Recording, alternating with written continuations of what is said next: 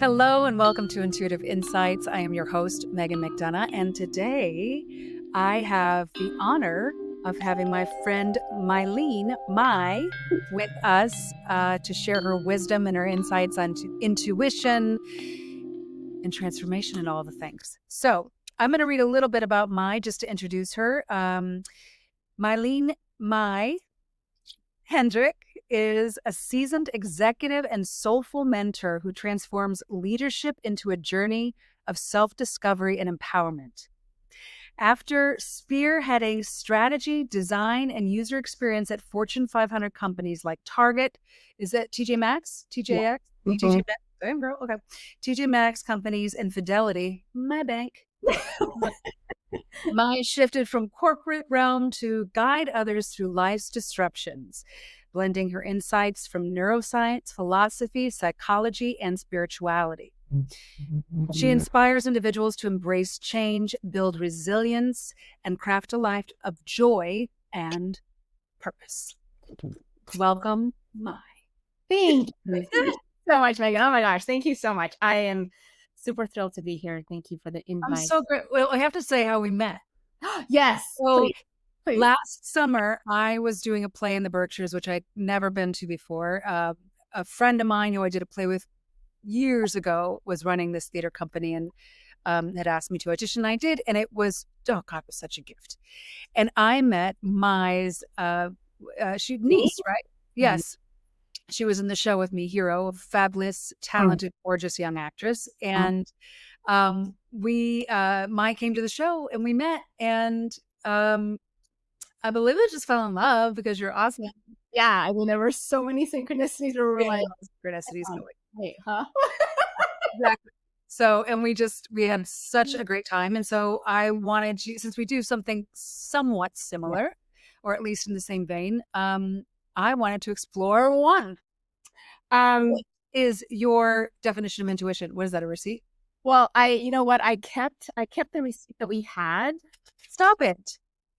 Because there were, you see all these like things that I circled that you actually pointed out. Oh, that's right.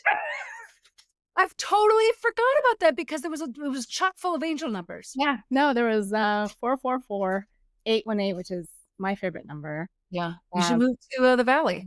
You know, so just FYI, I have kept it. So okay, that just made my heart like, but that's really. I've kept it. It was. Now that was such a that place itself. What's the name of that place? I know what it looks like. Yes. Dreamaway Lodge. It was the first time I went there with the group. I had the most synchronicity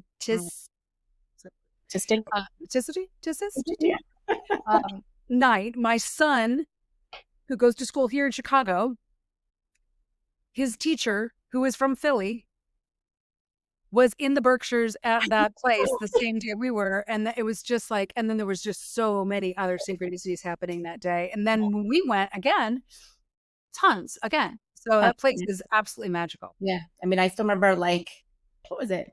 I was wearing a cream blouse.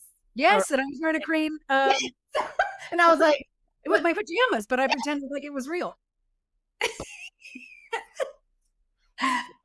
was like, I wasn't even supposed to go out with y'all because I went to watch Hero. Obviously, I'm like, what? Yeah, he was away, and I was like, I'm gonna head back, and you guys were like, no, come join us. It was so fun. It was a blast. It was a blast, and here we are.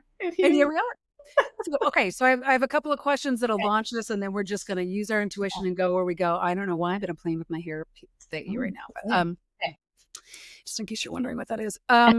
Okay, so the first question I have, not a lot. Well, I will have a lot, but like standard. Yeah. Is when you hear the word intuition, what does it mean to you? Oh my goodness. Intuition to me, or how I define it, is that it's that voice that sometimes can be so silent, but it's the voice for me that is from my heart and my soul. It's the one that pulls me and guides me to say, hey, here's your North Star. Here's your true north. Yeah. Sometimes it can be so drowned out by everything else in this world.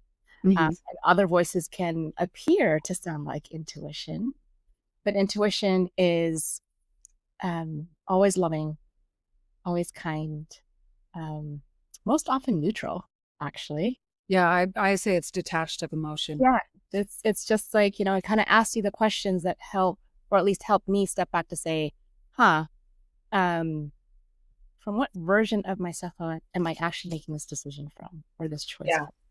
from, right? So intuition is, my goodness, I think for me, it's really part of what has been my journey of returning back home to me, to my heart and my desire and want of following a heart-led life. Simple, not easy at Yeah. all. I agree to all of that. I feel the exact same way. Yeah. Um, how do you incorporate? You kind of spoke to it a little bit, in your process with it, like or speaking to what it is. Yeah. But how specifically do you work with it in your life? Oh my goodness. Lately, actually, it's really been part of my practice of redefining insanity. So what is And insanity? again, Redefining insanity. What's redefine. right? Okay. All It's right. it's really been part of my practice of the definition of insanity, or Einstein's definition of insanity, has been popping up for me for the past, I would say, at least 6 months. Yeah. And so for me, I call that my intuition. What's nudging me to say, hey, if you've been doing this way for God knows how long, been resourceful, how might I choose to experiment differently? So lately, I've been choosing to work with my intuition to say, all right, what can I do differently? Yeah. And also being really comfortable with saying, I don't know. I Yeah. used to always have to know. Again, for me, that was kind of like my upbringing and training, and the ways that my body kept me safe, right? Yeah. To know. And so lately, I use my intuition to be like, all right, logically might not make sense. How does it feel to me? How does it feel? And that's how I guess, let's say, partner with intuition. Yeah. Absolutely. Yeah. I have a theory, a thought, an idea that we have our physical senses, right? Um, keep the body safe and not help the body navigate. But then we have our intuitive senses, which call all the feels. And that would be like all the clairs. Claire. So Claire's, yes. it's like feel, see, feel, hear, feel, Yeah. know. Yes. If you feel. Yeah. Yeah. But Well, those are the ways that you navigate. yeah. And for me, starting to dip the toe into my journey, for the longest time, I'd like to say that I had master's degrees in hiding feelings, or not wanting to be with feelings that, especially that were quote unquote negative. Yeah. So it's been over just the past few years that I've really been practicing. It's my favorite word. Experimenting is another favorite word. Just truly being with the feelings and noticing, all right, here's a feeling that I'm experiencing. What's the story I'm making it mean? What else can I make it mean? What else can I make it mean? And when I change the story, then what do I do? Yeah. It's funny. You just said that and it reminded me, this is just out of the blue. I have something else I wanted to ask you, but I'm part of this artist group where it's got kind of like an artist gym. Yeah. Where we basically, it's a beautiful, encouraging, safe space where we can all go and experiment freely, take risks in a safe space to grow, right? And someone brought in, and I'm going to screw up the name of it. Maybe you know it. It's a Japanese style of dance performance called Boktan, Botu. I'm screwing it up. I will figure out what it is. Yeah. Yes.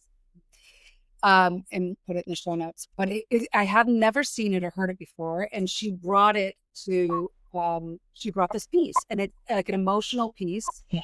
And she explained it like her body became clear vessel to pull that whatever emotion that she was experimenting through it. Wow. Through it physically. Wow. And she had a red scarf that she was working. Ooh.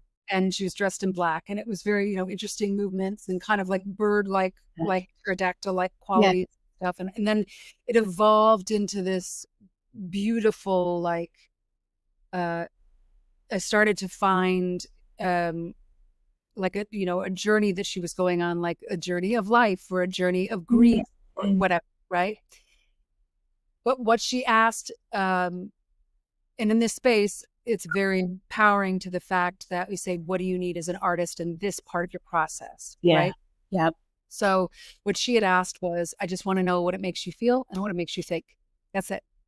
So when I was watching the beginning of it, we had the scarf in her mouth and it was coming out, and she was like gagging on it and doing some of this stuff. And all I could see was like, and I, this is not meant to be political, but all I could see was Trump with the red tie. A gargoyle was like breaking out of his back and trying to come out. And that was just the beginning. So I was like, but then I kept, and I was like, no, it's not it. That's not it. Stop thinking that. Stop thinking that. I was able to like let it go. But point is, my mind, and then we had a discussion of this, my mind was trying to make something out of it. Yeah. Well, that's its job. Time relaxing into it and just experiencing the being. It's its job, right? So yeah.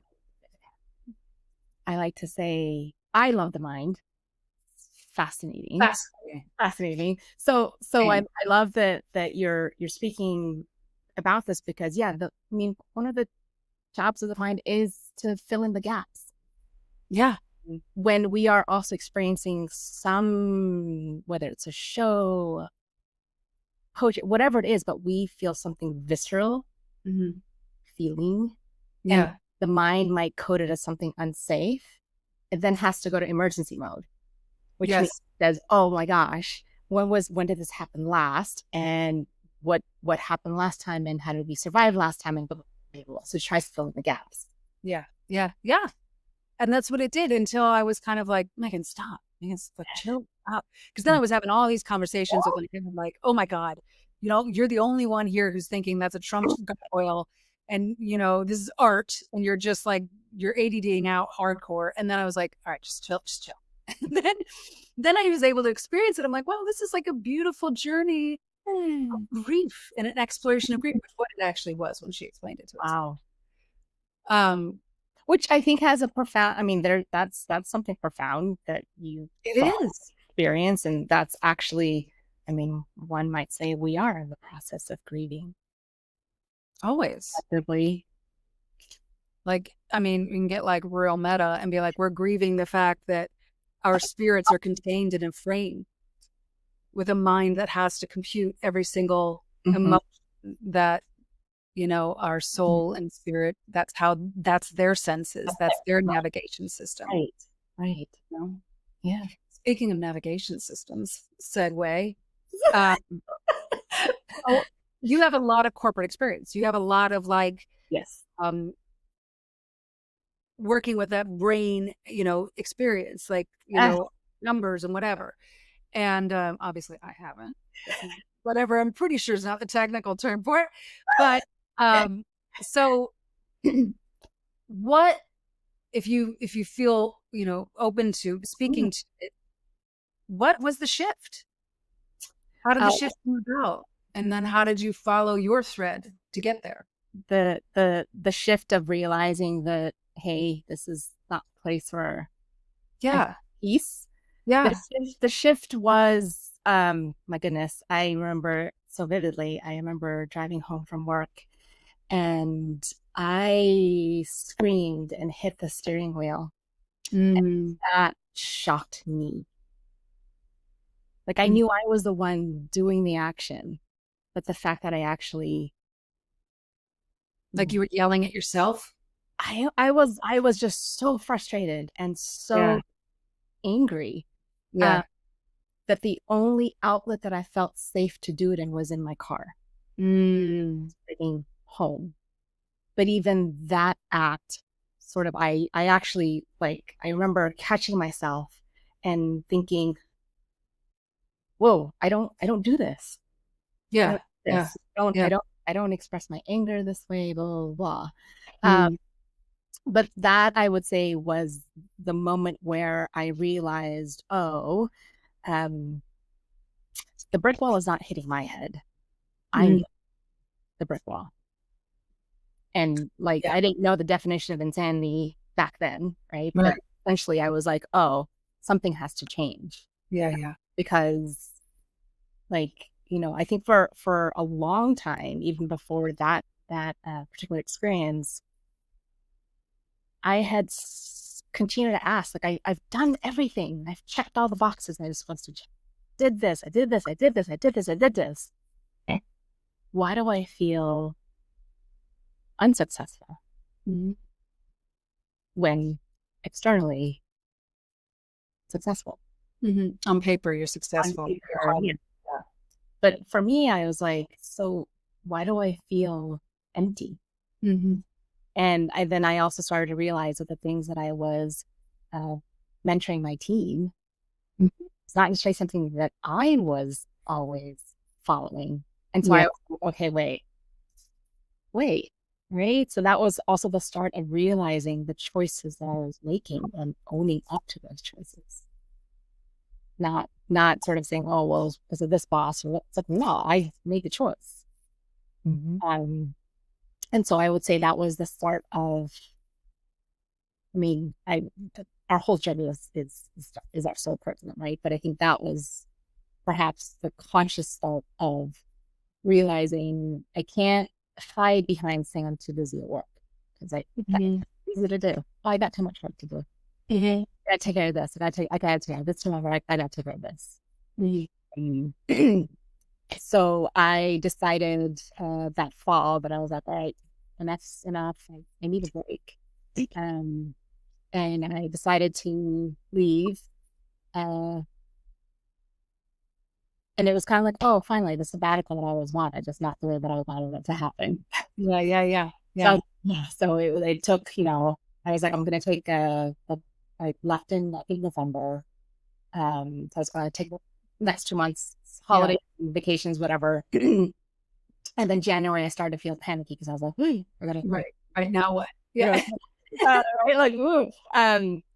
Yeah, I didn't realize how much of a transition that would be, having been at, gosh, decades Yeah. at that point. And I remember interviewing, and oh man, you can't really fake it till you make it.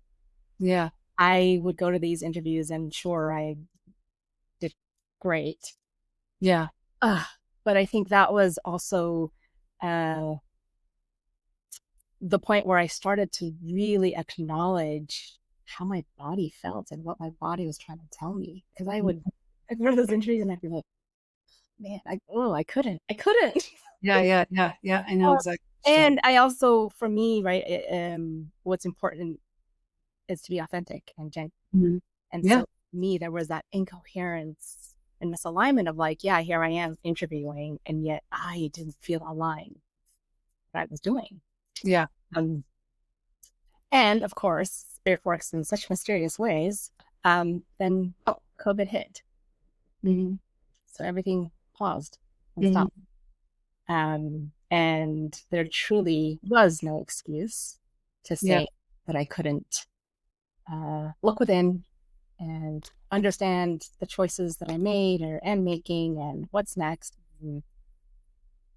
But as with at least my part of the journey, I threw myself into learning everything and anything that I could to Yeah. understand, well, myself, and human beings in general. I mean, the common thread throughout my career has always been understanding, well, what motivates you? Yeah. Yeah. Like, what, so it was natural for me, like, right, I'm just going to learn everything that I can about everything, every topic, every subject. And so that, I realized, became my next excuse. Not that I wasn't doing the work throughout. Oh my God, there were some pretty dark nights of the soul. Yeah. Yeah. Also, I remember talking to one of my coaches and I was like, no one tells you that when you choose to actually embark on truly looking within, has to start from within. At least that's my opinion. Yeah. That one, there isn't necessarily a finish line. Two, Nope. that it can sometimes feel like, I know for me, I remember thinking, oh, great, like I've seen all this lessons and the insights and the breakthroughs and great, and then I remember at one point feeling like the slightest whiff of the wind and I would shatter into a million pieces. I was like, what am I doing wrong? And then I realized, oh, so that's the next journey. Yeah. Is being conscious of understanding all the ways that I made myself wrong, all the ways that I imprisoned myself, all the ways that I was judge, persecutor, execution, name it. And that was hard. That was a hard part of realizing that it wasn't all like all the things that we think it should be. What's mom, dad, whatever. It was me. Me. So yeah, so it's one of those definitely fulfilling. Extremely hard. Yeah. So worth it. So what drew you, I mean, I know, so how did you take the reframe in that journey for your career? Well, I mean, to this day, I think back to my experience as a corporate and now can see it as like, oh, that actually was part of my soul curriculum. Right? Yeah. Like, Yeah. you know, for the longest time, I had such a divide between sort of my corporate life and experience and then my, what I call like my more heart-led, sort of spiritual, Heart focused. yeah. But all those experiences actually were part of me returning home to me and me understanding how to follow my heart and the guidance of that, especially when everyone else is letting me know or telling me that it's wrong. Yeah. But that's all part of it, right? So I think back to experiences where I was told I cared too much. And whether or not I was conscious of internalizing that, sure, I did. And then I, oh, caring too much and being sensitive and having feelings. Until I realized, actually, no, we actually, it might actually be resourceful for us to care a little bit more. Yeah. I actually, I want to speak to that because I too had that told to me, try too hard, care too much. And, I mean, we got lots of love to give, so we want to give it, but not everybody's ready for that, or not everybody's, That's true. That's true. And that's, or prepared or whatever it is. That doesn't matter. Yeah. What the thing that matters, and then I want to speak to what my yoga teacher had told me, but is it's not that you care too much, it's that you're too attached to the result of the caring you have. Yeah.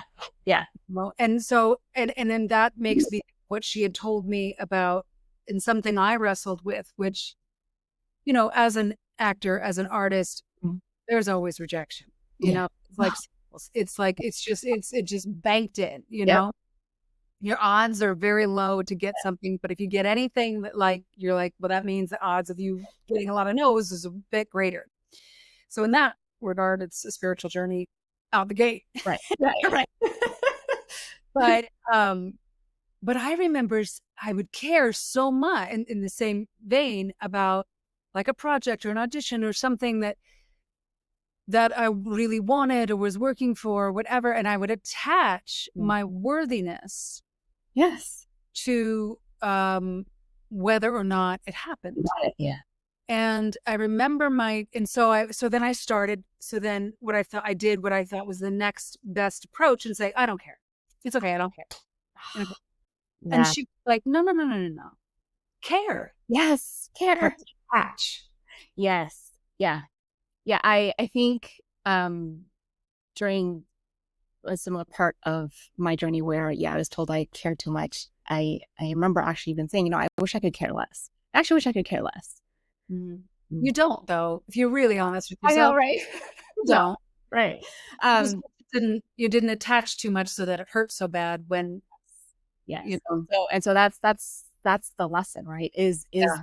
attachment is the but it's also, you said it earlier, which is not everyone can receive. They're not ready. Not ready or Yeah. can't or will, whatever. All of the Yeah. above, right? I Yeah. mean, so when I think of the aura, and I think we did this together, the auric field, and I look at it like a torus shape, right? So that's got the opening at the top and the opening at the bottom, and then energy kind of spirals around you. So, if and again, it's similar to giving and receiving energy, compliments, love, whatever, Yeah. right? Energy, Yeah. money, that's energy. So if you block one end of that tunnel, it can't get through to the other. Right. If you're sitting here just giving and giving and giving out the bottom, but you're not opening the top to receive, then the energy can't flow, and you implode, you imbalance, it's off. Right. Yeah. So some people aren't aware of that channel within them, Mm. and are not aware of the blocks that they have placed or life has gifted them as an opportunity to, Yeah. I mean, So when they receive it, they don't know what to do with it because the channels aren't clear, Yep. or what have you, Right. I mean, things. my journey, or at least my STAR curriculum, has been, part of it has been like practicing how to receive, right? But yeah, right. Practicing how to receive, how to allow, how to, even compliments, like, I was going to say, even just saying thank you. saying thank you. Yeah. Because growing up, I, obviously didn't realize this until much later. It was taught to me not to trust that. Like a compliment, you Yeah. mean? Yeah. I just always didn't, out of fear to protect myself. Oh, yeah. They didn't mean it, then it's okay. If I'll just, I'll just brush their compliment away. You just, yeah. You want, it's not even there.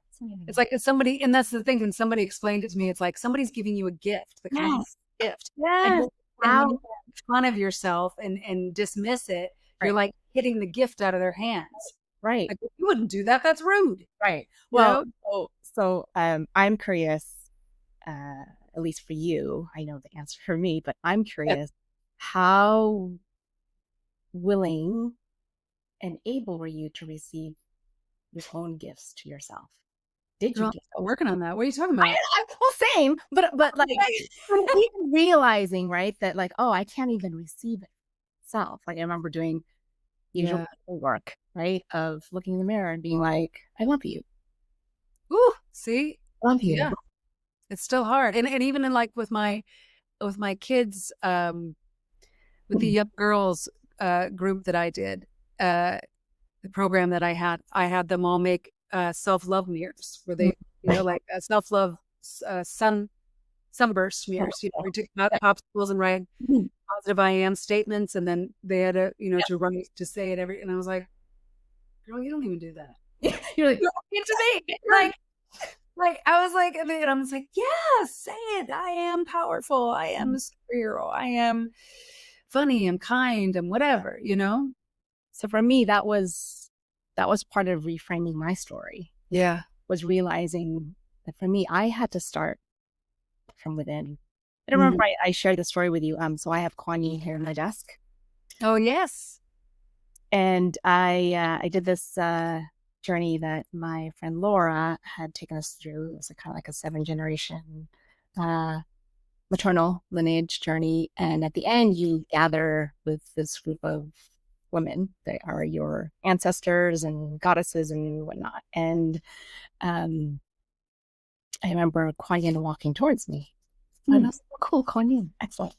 Yeah. She had a chest, and she gives it to me, and I open it up, and essentially the gift that she had for me was to compassion, right? Kuan Yin. And I remember, the ego in us cracks me up. I remember looking at her being like, yeah, Yeah. yeah. I think Not drunk. I was like, I think I was like, was this for me? Like, I think I got. Yeah. Yeah.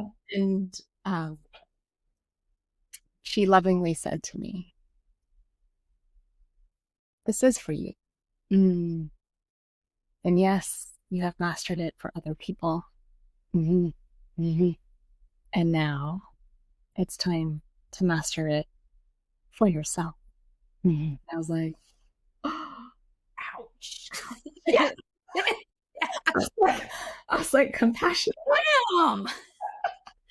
Damn, girl.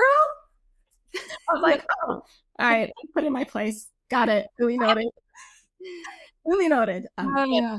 That's Yeah, funny.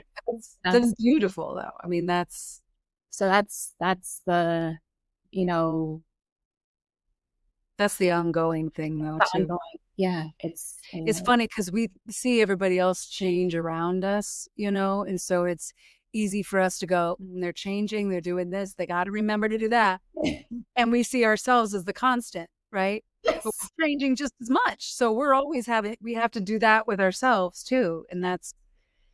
that's the hard, that's Yeah. the difficult practice to learn. Yeah. I do find that it does get easier with practice, It does. but one actually has to choose to practice. That's true. And there's many different ways to practice, though. I'll say that too. I mean, even, and this is where I've been finding the compassion for myself is if my practice does not look like it did when I was in my 20s. I had no commitments. Yeah. And my practice was like, like textbook back Yeah. in the Yeah. Then when you have kids and traveling, and like, other personalities in the house you have to deal with, and hi vey, and time is your most valuable asset that you feel like a pauper in, Yeah. Yeah. that, it's not going to look like it did, and that's been one of the hardest parts. It looks different now, and sometimes it has a very specific structure to it. And sometimes it's just, I get up early before my kids, but sometimes that structure is me getting up. And if I just have to sit and drink my tea and brain fart until they wake, that's it too. Yeah. Right. That's what you got to do. Yeah. And again, I think for me, sorry, I keep bringing up because for me, this is a lot of what reminds me about how we can always choose to do things differently. Right. Yeah. So I was similar. I had like my meditation practice, my breathwork practice. I was doing it for over like 500 days. And then I realized, okay, it's not really, I was noticing what I was noticing. I was noticing that it wasn't actually providing me the same resourcefulness that I did before. But then I had this struggle of being like, what if I change that? What does it mean? Yes. Right? What does it mean? And so it's even in those instances where at least I notice for myself, oh, wow, look how fear shows up in a way that really doesn't matter. If it's not useful, why do I keep doing it? For that small fractal, let alone all the other areas where if it's not resourceful, I still choosing to do it. Yeah. Yeah. Yeah. I'm thinking of, yeah, it depends on for how long too, because sometimes just the showing up to the thing, whether or not it feels the same as it did in the beginning, is a reminder of humility. Yes. Do you know what I'm saying? And so you're showing up out of humility and not to get something sometimes, not always. Right.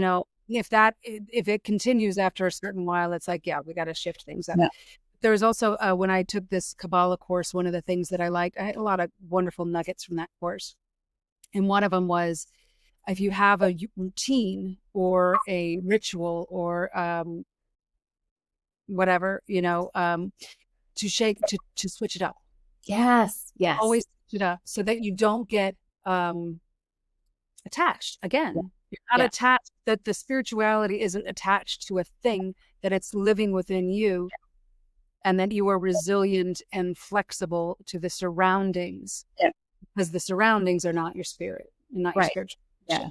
Yeah. I have a metaphorical medicine bag, right? Yeah. But this toolkit that I can kind of go in and be like, all right, what am I going to take up today that's going to be sourceful for me? Yes. But it's not just one thing. And sometimes it's a combination of things. Yep. But that's the beauty of a medicine bag or toolkit, whatever you want to call it, is that we get to remind ourselves of all these things that we've picked up along the way. Yeah. How it's how it's been resourceful for us, and ways in which, for this point, it's not, and it's okay. Yeah. I mean, it's bad doesn't mean it's wrong, doesn't mean any of that. It's just that it's not what I need. Yeah, I think I like using it like a science experiment. Like it's kind of similar to what you're saying too, because if you're always looking at yourself energetically, physically, whatever, as a science experiment, it's not that this is good or this is bad that I'm using. It's just what is the appropriate thing, the appropriate issue and experience. Right. I just saw this image of a paintbrush and hammer, and that usual thing of if I'm trying to paint a canvas, I'm not going to use a hammer, right? right. Yeah. Right. If I'm trying to nail something to a piece of wood, I'm not going to use a paintbrush. Now it's not, it's not going to get very far. It's not. I mean that would definitely be the definition of insanity. Yeah. Hammer in. It's not working. Help. Yeah, absolutely.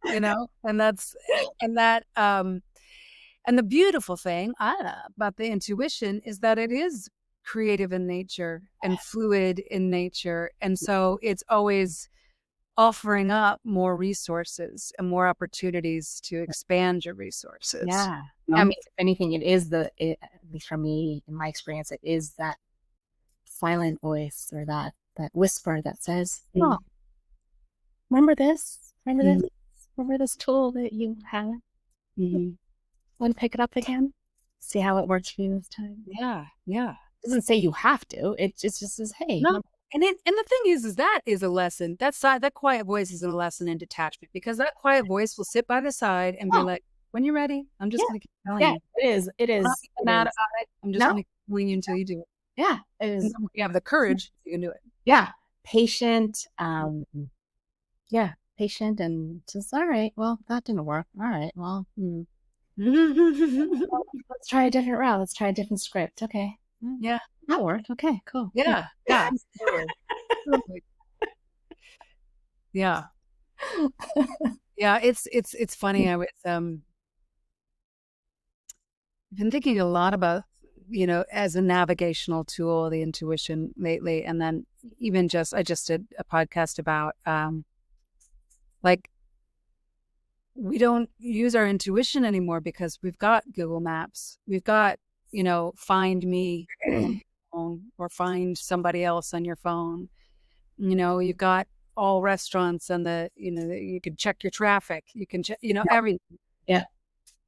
So it's like we've kind of removed ourselves from that spiritual, instinctual, intuitive place or piece of ourselves, I still listen to my intuition, even though I know the route, however you say it, to location. I have effort to, because it's not as common. Like, okay, how about this? When you were in grade school and the phone rang, I know you were like, I knew who that is. Yes. Right? Because I did it too. And you test yourself and you're like, I was right. Yep. Yeah. But now it's like, oh God, is this person? Oh, you're like, can't talk. I'm like, oh, why are you calling text? Oh, email me. Jesus. Nowadays, people don't even call, right? No, that's what I'm saying. People text to say, can I call you? but you kind of have to. Like I had this, and this is a generational thing because so as an artist, you work multi-generational, right? And there, I think I called someone recently. I did. I did. Oh, I did. I called somebody because it was like for a specific thing, like for like a business thing. I mean, it's business, but you know, art business. It's an oxymoron, but so but meaning I thought it was okay for me to call because we were trying to clarify some things. And the person was not of my generation. And they never called me back. They would only text me or email me. And I was like, I did it like 2 or 3 times. And then I was like, am I doing something wrong? I thought, like, if we're going to work together, we should talk, right? Like, you didn't even get a voice audio? mm-mm. Mm-mm. That was a straight up like, sister, you're in a different generation than me. That was like, you know that weird thing when you talk to people. Yeah, that was straight up. No, you are not going to hear my voice. Yeah, they're like, you text me when I'm ready for you to text me. And I was just like, God damn, am I like grandma? You know? And I almost am because I basically the age of my grandma when I was a kid. Point is, yeah, that's besides the point. The point is like, you know, people don't talk on the phone anymore. I know. It is. I mean, look, it is kind of weird when someone calls you. Like, if you don't have a relationship with them, yeah, it's weird. You're like, yeah, thank you, telemarketers, because like anybody now is just like, what do you want? Right. You know? Well, I mean, and I'll age myself, but growing up, especially with family being overseas, a call was actually not good because a call. Oh, yes. Yeah. Mm-hmm. Yep. You want to speak to that a little? Oh my goodness. Oh, which part? How did your into that? Oh my goodness. So much. I mean, you know. So explain real quick. So all right. You grew up in right. So ethnically, I'm from the Philippines. I've never lived there. I was born in Jordan. Mm-hmm. Well, 10 years in Thailand or Israel. And I also lived in Thailand, spent summers in India, Pakistan, and Iran. And so for me, my home in the military, right? Is that right? My father was in the United Nations. Similar. United Nations, that's right. Similar kind of moving around a lot. Yeah. So for me, I didn't necessarily have a hometown per se, right? Right. Where are you from? And I'd be like, well, what years? And I'll tell you kind of where. I'm going to tell you. Yeah. I was like, well, what year? I was like, oh, pick one. I was like, no. I was like, no, you pick one. I was like, no, you pick one.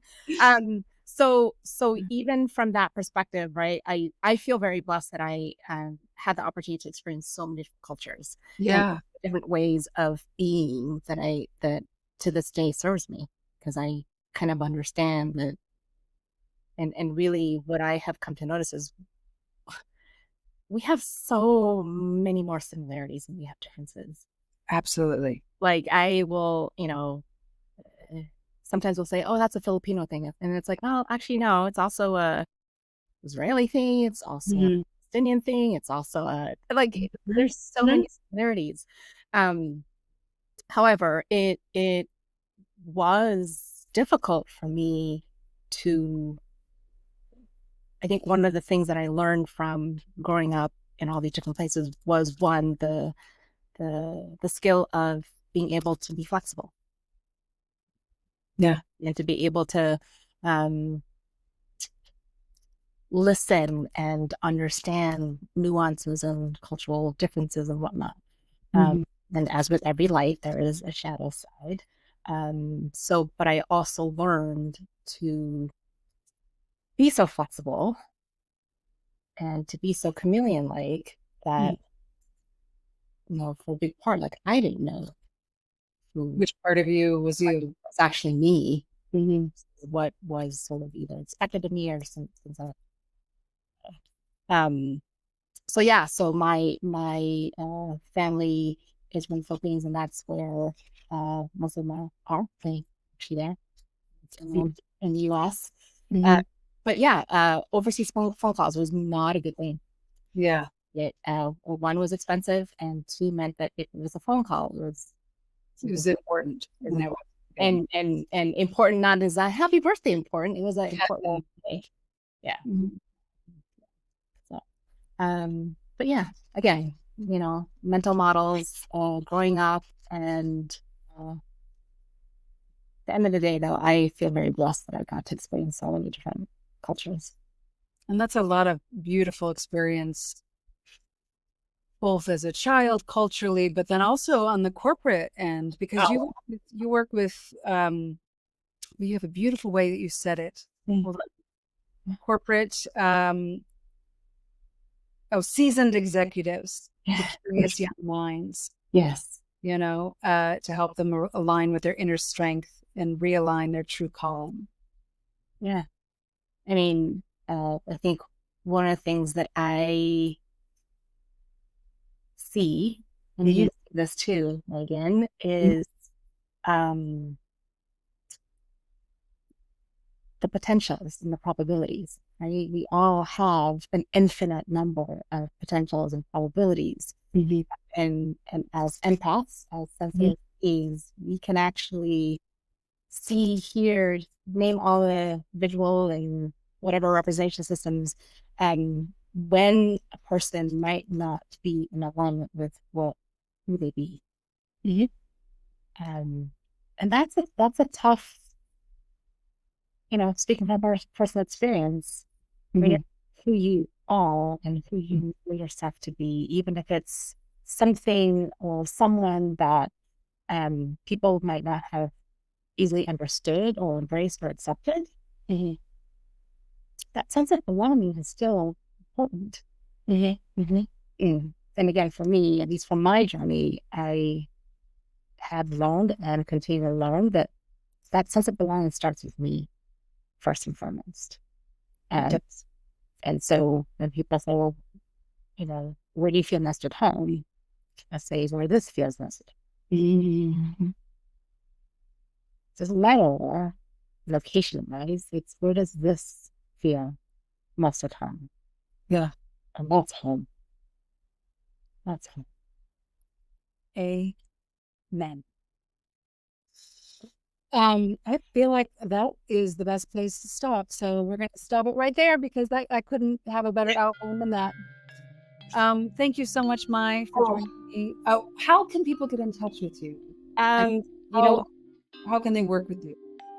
I am, what did I say? I'm consistently inconsistent in socials. But I am on the usual LinkedIn. I'm also on Instagram. I'm not a big fan of Facebook, so I'm there, but I don't really use it. And Megan can include my email. And MyleneHendrick.com is your website. Actually, I actually took it down. So just then don't do that, guys. Yeah, just don't. I mean, if you want to reach out and connect with me, just connect with me. Okay, talk to me. I'll put your email and info in the this show notes. Yeah. So thank you so much. This was such I love talking to you. Same. It's just your laugh is just pure joy. It makes me so happy. Thank you. Well, thank you for making me laugh and allowing for my joy to come out. Yeah. All right, honey. I will talk to you soon. Thank you all for tuning in. If you like what you're hearing and seeing, please like and subscribe. It helps. It just helps. Yeah. That's it. It helps. And I love you back. All right. Bye, Mylene. Bye, everybody. Talk to you soon.